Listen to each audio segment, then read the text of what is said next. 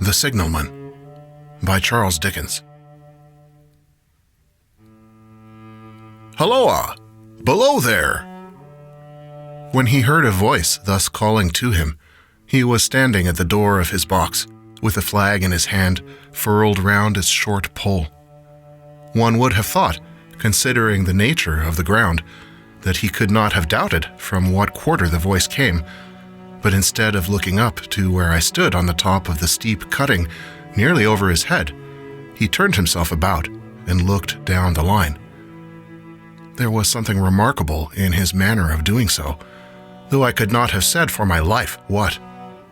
But I know it was remarkable enough to attract my notice, even though his figure was foreshortened and shadowed down in the deep trench, and mine was high above him, so steeped in the glow of an angry sunset that I had shaded my eyes with my hand before I saw him at all. "Halloa! Below!" From looking down the line, he turned himself about again, and raising his eyes, saw my figure high above him. "Is there any path by which I can come down and speak to you?" He looked up at me without replying, and I looked down at him without pressing him too soon with a repetition of my idle question. Just then there came a vague vibration in the earth and air, quickly changing into a violent pulsation and an oncoming rush that caused me to start back as though it had force to draw me down. When such vapor as rose to my height from this rapid train had passed me and was skimming away over the landscape, I looked down again and saw him refurling the flag he had shown while the train went by. I repeated my inquiry. After a pause, during which he seemed to regard me with fixed attention, he motioned with his rolled-up flag towards a point on my level, some 200 or 300 yards distant. I called down to him, "All right," and made for that point. There, by dint of looking closely about me, I found a rough, zigzag, descending path notched out, which I followed. The cutting was extremely deep and unusually precipitate. It was made through a clammy stone that became oozier and wetter as I went down. For these reasons, I found the way long enough to give me time to recall a singular air of reluctance or compulsion with which he had pointed out the path. When I came down low enough upon the zigzag descent to see him again, I saw that he was standing between the rails on the way by which the train had lately passed, in an attitude as if he were waiting for me to appear. He had his left hand at his chin, and that left elbow rested on his right hand, crossed over his breast. His attitude was one of such expectation and watchfulness that I stopped a moment, wondering at it. I resumed my downward way, and stepping out upon the level of the railroad, and drawing nearer to him, saw that he was a dark, sallow man, with a dark beard and rather heavy eyebrows. His post was in as solitary and dismal a place as ever I saw. On either side, a dripping wet wall of jagged stone, excluding all view but a strip of sky. The perspective one way only a crooked prolongation of this great dungeon, the shorter perspective in the other direction terminating in a gloomy red light, and the gloomier entrance to a black tunnel, in whose massive architecture there was a barbarous, depressing, and forbidding air. So little sunlight ever found its way to this spot that it had an earthy, deadly smell, and so much cold wind rushed through it that it struck chill to me, as if I had left the natural world. Before he stirred, I was near enough to have touched him. Not even then, removing his eyes from mine, he stepped back one step and lifted his hand. "This was a lonesome post to occupy," I said, and it had riveted my attention when I looked down from up yonder. A visitor was a rarity, I should suppose. Not an unwelcome rarity, I hoped. In me, he merely saw a man who had been shut up within narrow limits all his life, and who, being at last set free, had a newly awakened interest in these great works. To such purpose I spoke to him, but I am far from sure of the terms I used. For, besides that I am not happy in opening any conversation, there was something in that man that daunted me. He directed a most curious look toward the red light near the tunnel's mouth, and looked all about it, as if something were missing from it, and then looked at me. That light was part of his charge, was it not? He answered in a low voice, "Don't you know it is?" The monstrous thought came into my mind as I perused the fixed eyes and the saturnine face, that this was a spirit, not a man. I have speculated since whether there may have been infection in his mind. In my turn, I stepped back, but in making the action, I detected in his eyes some latent fear of me. This put the monstrous thought to flight. "You look at me," I said, forcing a smile, "as if you had a dread of me." "I was doubtful," he returned, "whether I had seen you before." "Where?" He pointed to the red light he had looked at. "There?" I said. Intently watchful of me, he replied, but without sound, "Yes." "My good fellow, what should I do there? However, be that as it may, I never was there. You may swear." "I think I may," he rejoined. "Yes, I am sure I may." His manner cleared, like my own. He replied to my remarks with readiness, and in well-chosen words. Had he much to do there? Yes, that was to say, he had enough responsibility to bear, but exactness and watchfulness were what was required of him, and of actual work, manual labor, he had next to none. To change that signal, to trim those lights, and to turn this iron handle now and then, was all he had to do under that head. Regarding those many long and lonely hours, of which I seemed to make so much, he could only say that the routine of his life had shaped itself into that form, and he had grown used to it. He had taught himself a language down here, if only to know it by sight, and to have formed his own crude ideas of its pronunciation could be called learning it. He had also worked at fractions and decimals, and tried a little algebra, but he was, and had been as a boy, a poor hand at figures. Was it necessary for him when on duty always to remain in that channel of damp air? And could he never rise into the sunshine from between those high stone walls? Why, that depended upon times and circumstances. Under some conditions there would be less upon the line than under others, and the same held good as to certain hours of the day and night. In bright weather, he did choose occasions for getting a little above these lower shadows, but being at all times liable to be called by his electric bell, and at such times listening for it with redoubled anxiety, the relief was less than I would suppose. He took me into his box, where there was a fire, a desk for an official book in which he had to make certain entries, a telegraphic instrument with its dial, face, and needles, and the little bell of which he had spoken.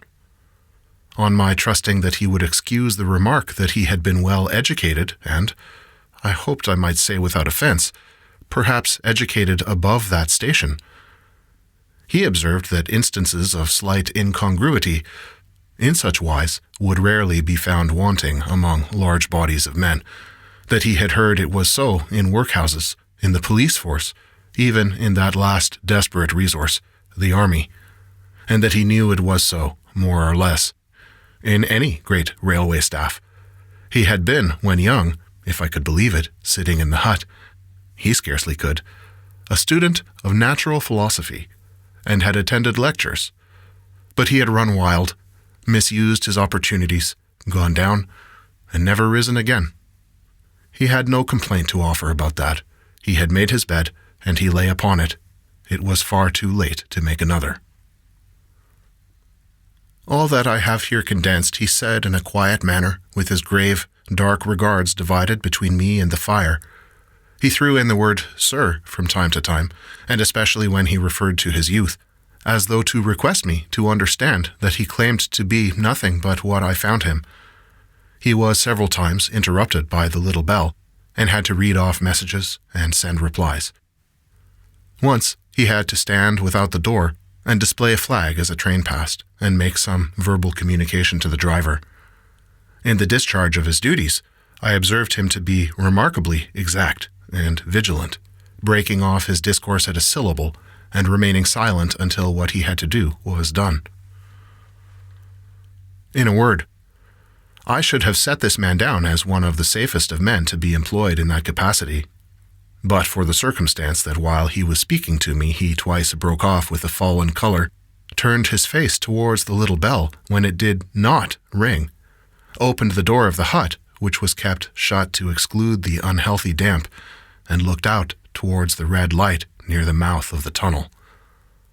On both of those occasions, he came back to the fire with the inexplicable air upon him which I had remarked without being able to define when we were so far asunder. Said I, when I rose to leave him, "You almost make me think that I have met with a contented man." I am afraid I must acknowledge that I said it to lead him on. "I believe I used to be so," he rejoined in the low voice in which he had first spoken. "But I am troubled, sir. I am troubled." He would have recalled the words if he could. He had said them, however, and I took them up quickly. "With what? What is your trouble?" "It is very difficult to impart, sir. It is very, very difficult to speak of. If ever you make me another visit, I will try to tell you." "But I expressly intend to make you another visit. Say, when shall it be?" "I go off early in the morning, and I shall be on again at 10 tomorrow night, sir." "I will come at 11. He thanked me and went out at the door with me. "I'll show my white light, sir," he said in his peculiar, low voice, "till you have found the way up. When you have found it, don't call out, and when you are at the top, don't call out." His manner seemed to make the place strike colder to me, but I said no more than, "Very well." "And when you come down tomorrow night, don't call out. Let me ask you a parting question. What made you cry, Aloha, below there, tonight?" "Heaven knows," said I. "I cried something to that effect." "Not to that effect, sir.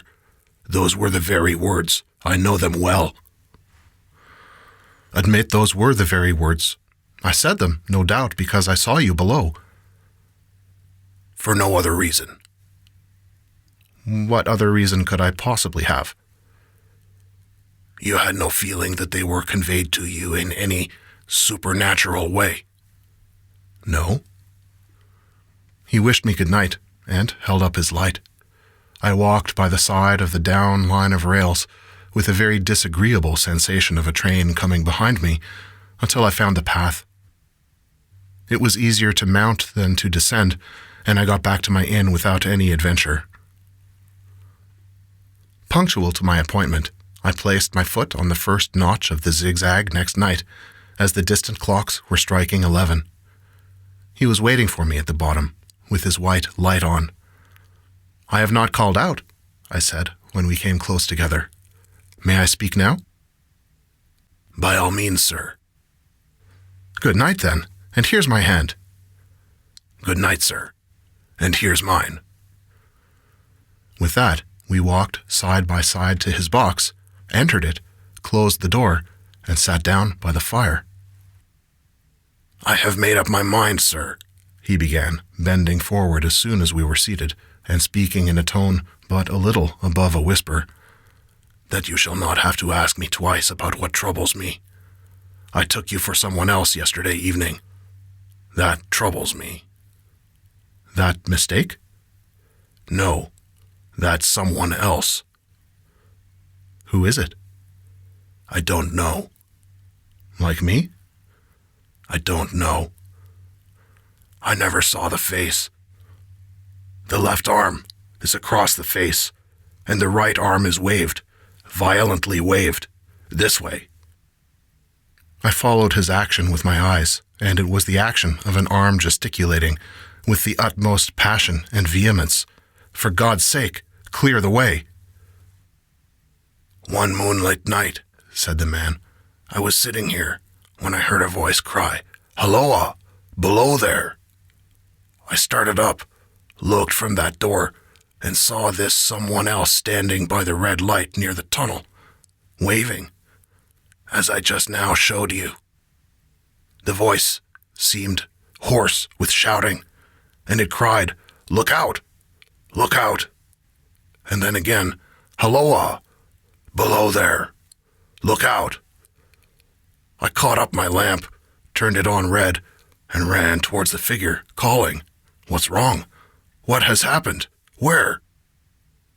It stood just outside the blackness of the tunnel.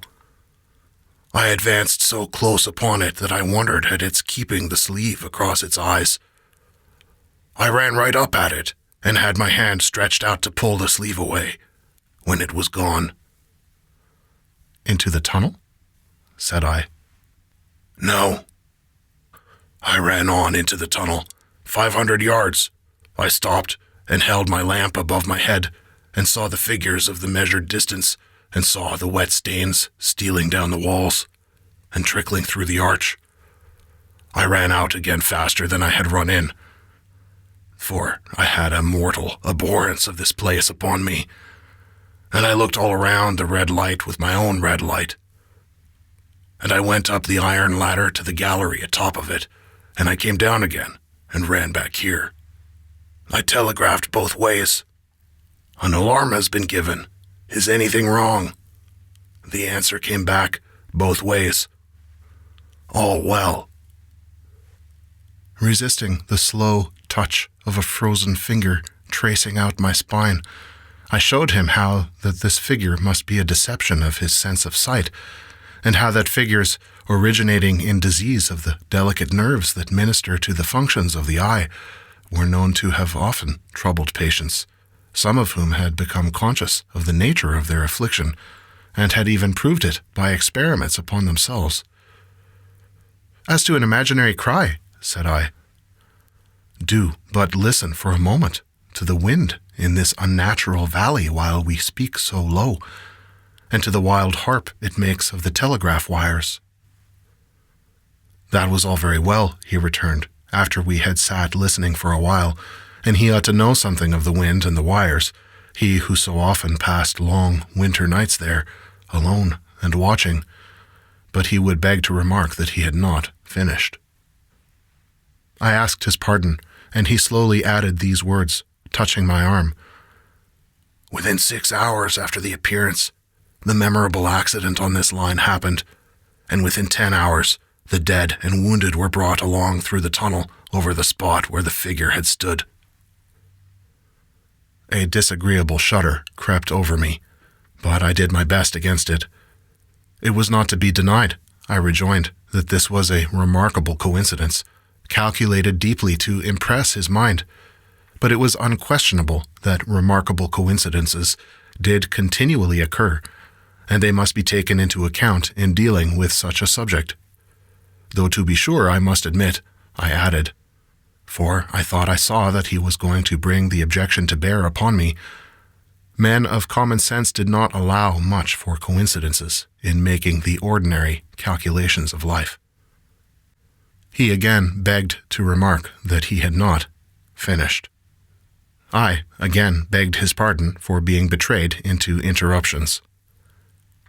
"This," he said, again laying his hand upon my arm and glancing over his shoulder with hollow eyes, "was just a year ago. 6 or 7 months passed, and I had recovered from the surprise and shock when, one morning, as the day was breaking, I, standing at the door, looked towards the red light and saw the spectre again." He stopped with a fixed look at me. "Did it cry out?" "No, it was silent." "Did it wave its arm?" "No, it leaned against the shaft of the light with both hands before the face, like this." Once more, I followed his action with my eyes. It was an action of mourning. I have seen such an attitude in stone figures on tombs. Did you go up to it? I came in and sat down, partly to collect my thoughts, partly because it had turned me faint. When I went to the door again, daylight was above me, and the ghost was gone. He touched me on the arm with his forefinger twice or thrice, giving a ghastly nod each time. That very day, as a train came out of the tunnel, I noticed at a carriage window on my side what looked like a confusion of hands and heads, and something waved. I saw it just in time to signal the driver, "Stop." He shut off and put his brake on, but the train drifted past here 150 yards or more. I ran after it, and as I went along, heard terrible screams and cries. A beautiful young lady had died instantaneously in one of the compartments and was brought in here and laid down on this floor between us. Involuntarily, I pushed my chair back as I looked from the boards at which he pointed to himself. True, sir, true, precisely as it happened. So I tell it you. I could think of nothing to say, to any purpose, and my mouth was very dry. The wind and the wires took up the story with a long, lamenting wail. He resumed, Now, sir, mark this, and judge how my mind is troubled. The spectre came back a week ago. Ever since, it has been there, now and again, by fits and starts. At the light? At the danger light. What does it seem to do? He repeated, if possible, with increased passion and vehemence, that former gesticulation of, for God's sake, get out of the way. Then he went on, I have no peace or rest for it.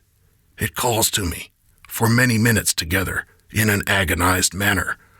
Below there! Look out! It stands waving to me. It rings my little bell. I caught at that. Did it ring your bell yesterday evening when I was here and you went to the door? Twice. Why, see, said I, how your imagination misleads you. My eyes were on the bell, and my ears were open to the bell, and if I am a living man, it did not ring at those times. No, nor at any other time, except when it was rung, in the natural course of physical things by the station communicating with you. He shook his head. I have never made a mistake as to that yet, sir. I have never confused the spectre's ring with the man's. The ghost's ring is a strange vibration in the bell that it derives from nothing else, and I have not asserted that the bell stirs to the eye. I don't wonder that you failed to hear it. But I heard it.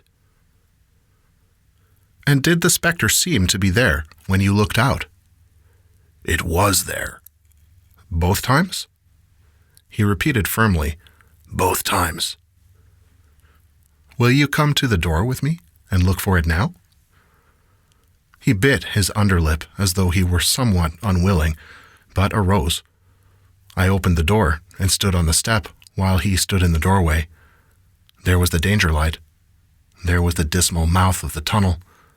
There was the high, wet stone walls of the cutting. There were stars above them. Do you see it? I asked him, taking particular note of his face. His eyes were prominent and strained, but not very much more so, perhaps, than my own had been when I had directed them earnestly towards the same spot. No, he answered. It is not there. Agreed, said I. We went in again, shut the door, and resumed our seats. I was thinking how best to improve this advantage, if it might be called one, when he took up the conversation in such a matter-of-course way, so assuming that there could be no serious question of fact between us, that I felt myself placed in the weakest of positions. "By this time you will fully understand, sir," he said, "that what troubles me so dreadfully is the question, what does the spectre mean?" I was not sure, I told him, that I did fully understand. "What is it warning against?" he said, ruminating, with his eyes on the fire, and only by times turning them on me. "What is the danger? Where is the danger? There is danger overhanging somewhere on the line. Some dreadful calamity will happen. It is not to be doubted this third time after what has gone before. But surely this is a cruel haunting of me. What can I do?" He pulled out his handkerchief and wiped the drops from his heated forehead. "If I telegraph danger on either side of me, or on both, I can give no reason for it," he went on, wiping the palms of his hands. "I should get into trouble and do no good. They would think I was mad. This is the way it would work. Message, danger, take care. Answer, what danger? Where? Message, don't know, but for God's sake, take care. They would displace me. What else could they do?" His pain of mind was most pitiable to see. It was the mental torture of a conscientious man, oppressed beyond endurance by an unintelligible responsibility involving life. "When it first stood under the danger light," he went on, putting his dark hair back from his head and drawing his hands outward across and across his temples in an extremity of feverish distress. "Why not tell me where that accident was to happen, if it must happen? Why not tell me how it could be averted, if it could have been averted? When, on its second coming, it hid its face, why not tell me, instead, she is going to die, let them keep her at home? If it came on those 2 occasions only to show me that its warnings were true, and so to prepare me for the third, why not warn me plainly now? And I, Lord help me, a mere poor signalman on this solitary station, why not go to somebody with credit to be believed and power to act?" When I saw him in this state, I saw that for the poor man's sake, as well as for the public safety, what I had to do for the time was to compose his mind. Therefore, setting aside all question of reality or unreality between us, I represented to him that whoever thoroughly discharged his duty must do well, and that at least it was his comfort that he understood his duty, though he did not understand these confounding appearances. In this effort, I succeeded far better than in the attempt to reason him out of his conviction. He became calm. The occupations incidental to his post, as the night advanced, began to make larger demands on his attention, and I left him at 2 a.m. I had offered to stay through the night, but he would not hear of it. That I more than once looked back at the red light as I ascended the pathway, that I did not like the red light, and that I should have slept but poorly if my bed had been under it, I see no reason to conceal. Nor did I like the 2 sequences of the accident and the dead girl. I see no reason to conceal that either. But what ran most in my thoughts was the consideration, how ought I to act, having become the recipient of this disclosure? I had proved the man to be intelligent, vigilant, painstaking, and exact, but how long might he remain so in his state of mind?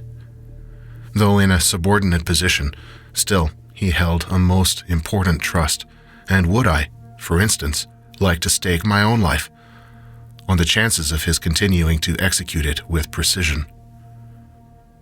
Unable to overcome a feeling that there would be something treacherous in my communicating what he had told me to his superiors in the company, without first being plain with himself, and proposing a middle course to him, I ultimately resolved to offer to accompany him, otherwise keeping his secret for the present, to the wisest medical practitioner we could hear of in those parts and to take his opinion.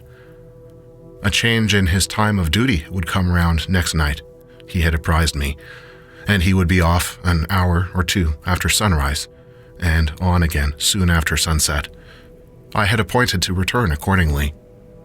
Next evening was a lovely evening, and I walked out early to enjoy it. The sun was not yet quite down when I traversed the field path near the top of the deep cutting. I would extend my walk for an hour, I said to myself. Half an hour on, and half an hour back, and it would then be time to go to my signalman's box. Before pursuing my stroll, I stepped to the brink and mechanically looked down, from the point from which I had first seen him. I cannot describe the thrill that seized upon me when, close at the mouth of the tunnel, I saw the appearance of a man with his left sleeve across his eyes, passionately waving his right arm. The nameless horror that oppressed me passed in a moment, for in a moment I saw that this appearance of a man was a man indeed, and that there was a little group of other men standing at a short distance to whom he seemed to be rehearsing the gesture he made. The danger light was not yet lighted. Against its shaft, a little low hut, entirely new to me, had been made of some wooden supports and tarpaulin. It looked no bigger than a bed. With an irresistible sense that something was wrong, with a flashing, self-reproachful fear that fatal mischief had come of my leaving the man there, and causing no one to be sent to overlook or correct what he did, I descended the notched path with all the speed I could make. "What is the matter?" I asked the men. "Signalman killed this morning, sir." "Not the man belonging to that box?" "Yes, sir." "Not the man I know?" "You will recognize him, sir, if you knew him," said the man who spoke for all the others, solemnly uncovering his own head and raising an end of the tarpaulin, "for his face is quite composed." "Oh, how did this happen? How did this happen?" I asked, turning from one to another as the hut closed in again. "He was cut down by an engine, sir. No man in England knew his work better, but somehow he was not clear of the outer rail. It was just at broad day. He had struck the light and had the lamp in his hand. As the engine came out of the tunnel, his back was towards her, and she cut him down. That man drove her, and was showing how it happened. Show the gentleman, Tom." The man, who wore a rough, dark dress, stepped back to his former place at the mouth of the tunnel. "Coming round the curve in the tunnel, sir," he said. "I saw him at the end, like as if I saw him down a perspective glass. There was no time to check speed, and I knew him to be very careful. As he didn't seem to take heed of the whistle, I shut it off when we were running down upon him and called to him as loud as I could call." "What did you say?" "I said, 'Below there! Look out! Look out! For God's sake, clear the way!'" I started. "Ah, it was a dreadful time, sir. I never left off calling to him. I put this arm before my eyes not to see, and I waved this arm to the last, but it was no use." Without prolonging the narrative to dwell on any one of its curious circumstances more than on any other, I may, in closing it, point out the coincidence that the warning of the engine driver included not only the words which the unfortunate signalman had repeated to me as haunting him, but also the words which I, myself, not he, had attached, and that only in my own mind, to the gesticulation he had imitated.